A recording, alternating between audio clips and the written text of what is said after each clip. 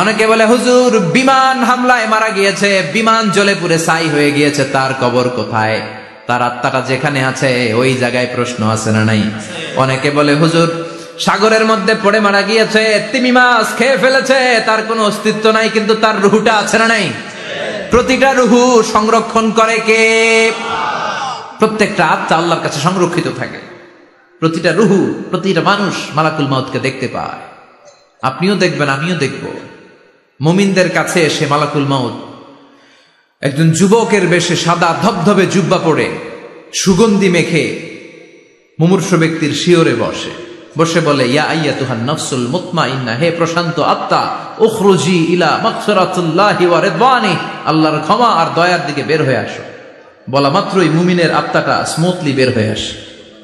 কাফান মিন আকফানিল জান্নাহ, হানুত মিন হানুতিল জান্নাহ, জান্নাত থেকে আনা সুগন্ধি কাফনের মধ্যে পেঁচিয়ে তিনি রূহটাকে নিয়ে ইল্লিনে চলে যায়।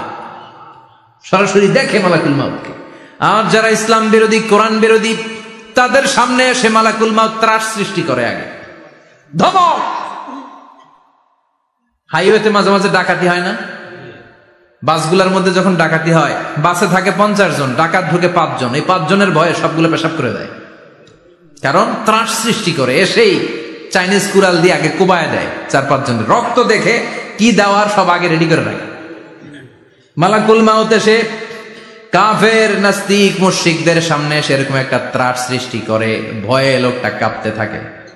ওর কাছে ভদ্র ভাষায় কথা বলে না, সুন্দর জামা পরে আসে না, কালো কুচকুচে চেহারা, ভয়ঙ্কর একটা রূপ নিয়ে, আকৃতি নিয়ে ইসলাম বিরোধীদের মাথার সামনে আসে, দুর্গন্ধযুক্ত চেহারার দেহ নিয়ে ধমক দিয়ে বলে, ও পাপাত্তা, ইয়া আইয়াতুহান নাফসুল খাবিসা উখরুজি ইলা গাদাবিল্লাহ, হে পাপাত্তা, আল্লাহর রাগ, ক্রোধ আর গজবের দিকে বের হয়ে আয়।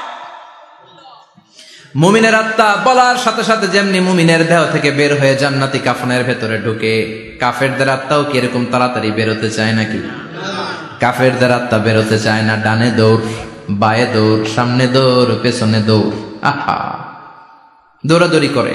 মালাকুল মাউত এটাকে টেনে হিচড়ে, একটা জীবিত ছাগলকে জবাই না করে তার চামড়া উল্টার দিকে টেনে হিচড়ে বের করলে ছাগলটা যত কষ্ট পায়, এর চেয়ে কমসে কম 70 গুণ বেশি কষ্ট দিয়ে কাফের মুশরিক আর গাদ্দারদের রূহ কবজ করা হয়। আল্লাহ এই পরিস্থিতি থেকে তুমি আমাদের বাঁচাও।